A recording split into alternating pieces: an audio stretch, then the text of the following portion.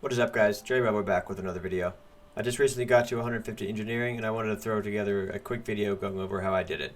This is by no means the most efficient way to level engineering. I personally think it depends a lot on your server's economy, but this is just what I found to be the most time and cost efficient way to level engineering to 150 on my server, which is Eldorado. The reason 150 engineering is such a great benchmark is because of the Orichalcum tools. These tools are the highest tier tool a player can make and have an insane gathering speed. As you can see right here, the Orichalcum mining pick starts at 625% gather speed, and this will increase as the gear score increases. Now keep in mind that the tier of the workshop really matters. So this is only a workshop tier 2, so when I actually craft higher tier engineering items, I actually have to go to Cutlass Keys because they have the tier 5 workshop. So keep that in mind, and maybe this will determine where you buy a house and where you set your home port and where you put your materials, etc. So always just keep in mind the tier level of the workshop.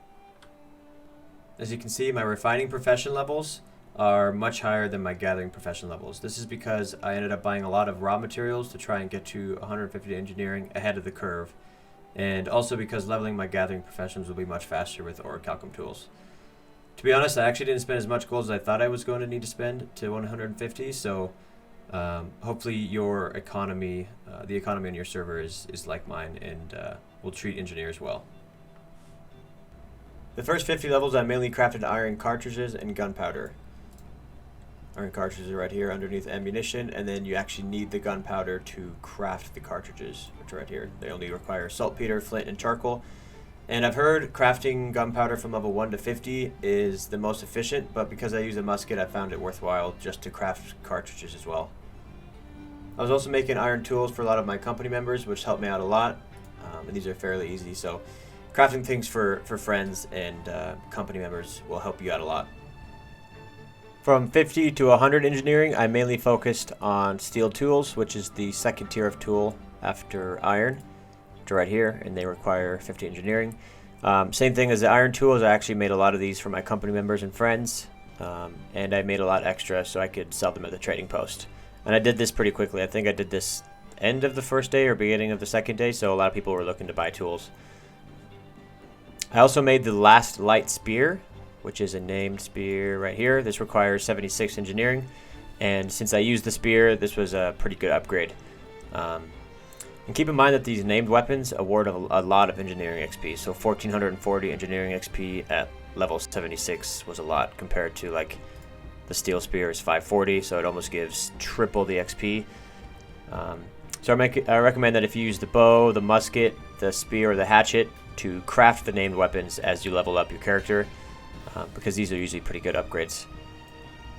Another quick thing to take note of is that the spear and the hatchet are actually crafted at the forge. So these are the only two engineering items that are actually crafted at the forge instead of the workshop. So keep that in mind if you can't find these at the workshop in your settlement.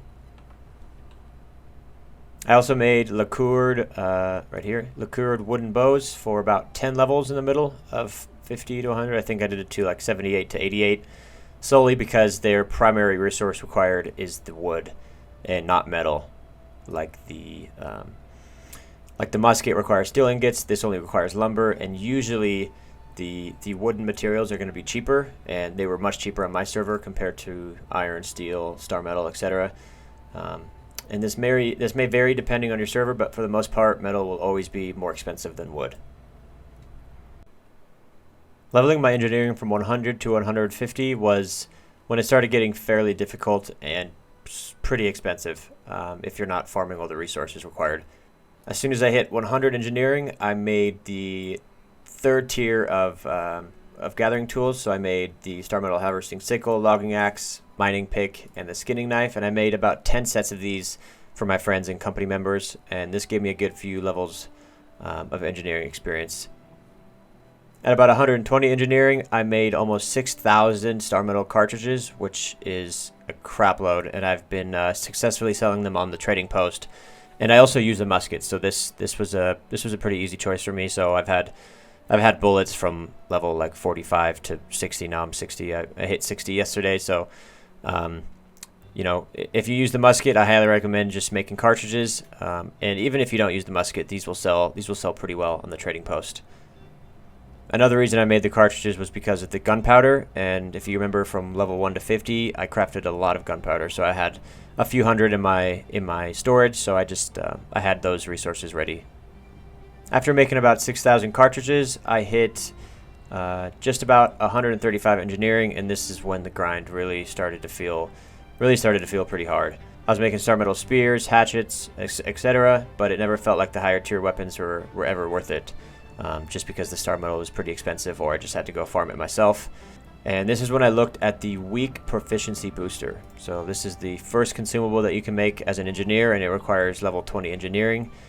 And this is where it got crazy. So I made about 500 of these in one run just because I wanted to see the XP. So it's only 36 engineering experience per booster, but I made about 500 and it gave me 2 levels. And I realized because the motes are so cheap that maybe I could just do this all the way to 150.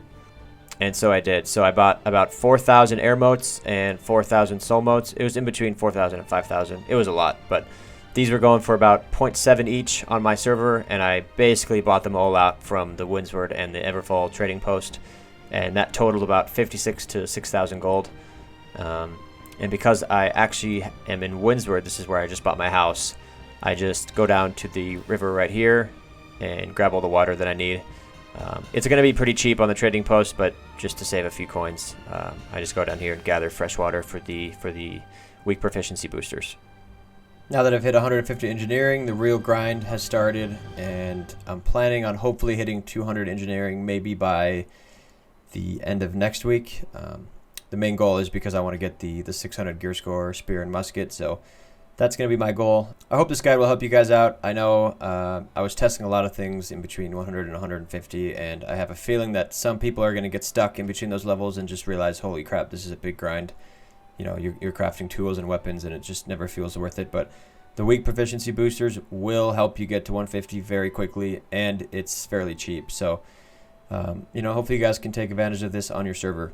I've been streaming on Twitch every day since the release at twitch.tv/jbravotv. So if you have any questions about engineering or my weapon builds or anything, go ahead and drop by, and feel free to ask me anything that you need help with. Thanks so much for watching, guys. I'll catch you in the next one.